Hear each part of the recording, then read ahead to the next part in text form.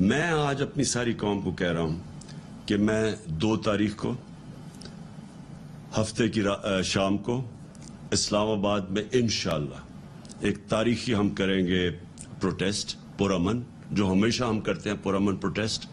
हम सारे शहरों के अंदर भी अब लोगों को कह रहे हैं कि प्रोटेस्ट करें।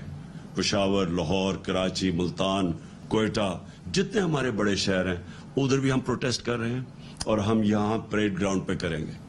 मैं ये चाहता हूँ कि एक जिंदा कौम बन के हम सारे इन प्रोटेस्ट में शामिल हों, हम तोड़फोड़ ना करें। अल्हम्दुलिल्लाह पाकिस्तान दिवालियापन होने से अब बच चुका है। IMF से इंशाअल्लाह जो मुआहिदा है वो बहुत जल्द होने वाला है। दुनिया में गैस और तेल की बेपनाह कीमतें बढ़ चुकी हैं, उसके लिए हम पूरी कोशिश कर रहे हैं, लेकिन मुश्किलात बहुत हैं। ऐन मुमकिन है कि लोड शेडिंग कुछ दिनों के लिए जुलाई में बढ़े। पाकिस्तान को दिवालिया होने से बचा लिया, IMF के साथ मुआहिदा होने वाला है। भट्टी साहब, अगर ये एजेंडा लेके निकलते हैं इमरान खान, जैसे कि वो कह रहे हैं कि अब वो जलसे करेंगे, एहतजाज करेंगे, तो क्या आपको लगता है कि इतना दबाव डाल पाएंगे कि नतीजा ये निकले कि फौरी इंतखाबात हों? बिल्कुल मैडम शेख, फौरी इंतखाबात होने चाहिए। उसकी वजह यह है कि चलो पहले आपने कह दिया कि IMF और हमारी डील नहीं हो पाएगी, पाकिस्तान डिफॉल्ट पे चला जाएगा मईशत की बेहतरी के लिए, ठीक है वो तो कर लिया, तो अब इंतखाबात करवाएं। इनके पास हल कोई नहीं है, चूं चूं के मुरब्बा हुकूमत के पास। ये शहबाज स्पीड, तेरी स्पीड को सलाम। अब खादमे आला से खादमे आजम बन गए आप, खैर से।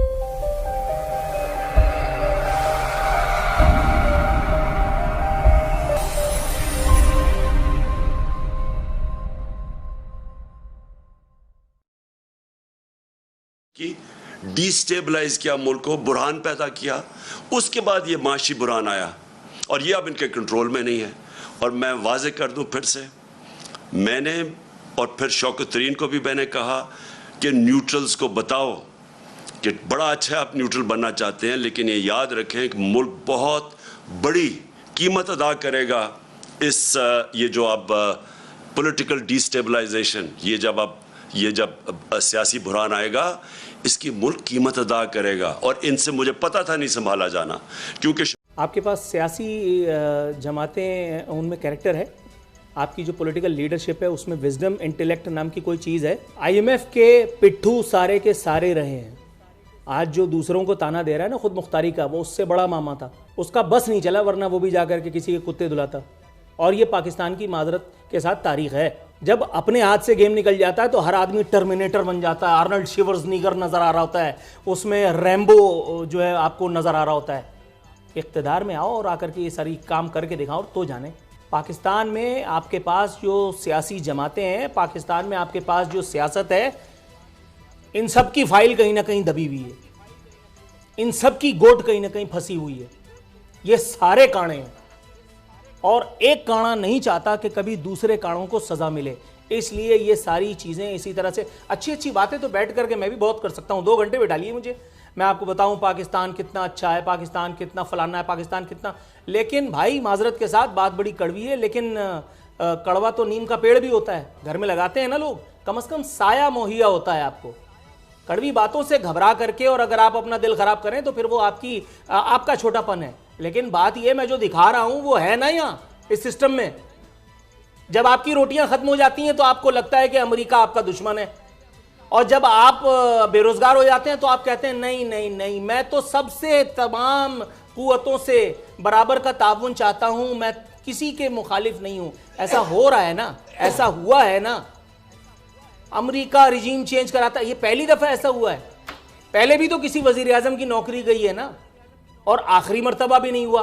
और वजह कौन बनता है? यही सो कॉल्ड पॉलिटिकल लीडरशिप, यही सो कॉल्ड पॉलिटिकल लीडरशिप। इनमें से कितने ऐसे हैं जिन्होंने बसों में आखिरी दफा कितनी साल पहले सफर किया होगा? आप मुझे नाम लेकर के बता सकते हैं?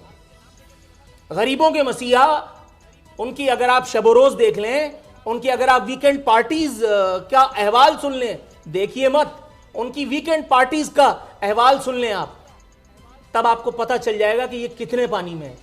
और उन्होंने जिनको रखा हुआ है वो, उनका भी यही हाल है, उनका भी यही हाल है। वो सारे मैनेजर्स भी इसी तरह से मैनेजरी कर रहे होते हैं। बात यह है भाई, कि कुएं के ऊपर खड़े होकर के डांस करने से फायदा कुछ नहीं है, गिरना आपने एक ना एक दिन है, और अब हम पूरी तरह से गिर चुके हैं। अब लाल गुलाबी बातें करते रहो कि हम इससे निकल सकते हैं, तो फलाना तो ठिकाना, जब निकलना था तब तो निकल नहीं रहे। लीडरशिप ने आपको निकालना होता है, लीडरशिप किधर है, कहां है लीडरशिप, कौन लीडर है आपके पास, लीडर कौन है? एक give me just one bloody name.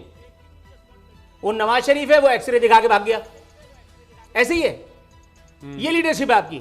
Shahbaz शरीफ को आप लाए थे इस उम्मीद पर कि ये आपको स्पीड दिखाएंगे, और जितनी स्पीड से आपका क़िताल कर रहे हैं, अल्लाह की पनाह, अलमान अल हफीज। पिछले वाले जो थे उनका कैरेक्टर भी देखा, उससे पिछले वाले जो थे उनका कैरेक्टर भी देखा, और उससे पिछले वाले की अगर बात करूंगा तो फिर बड़े मामलात हैं। छड्डो यार ये सब बात।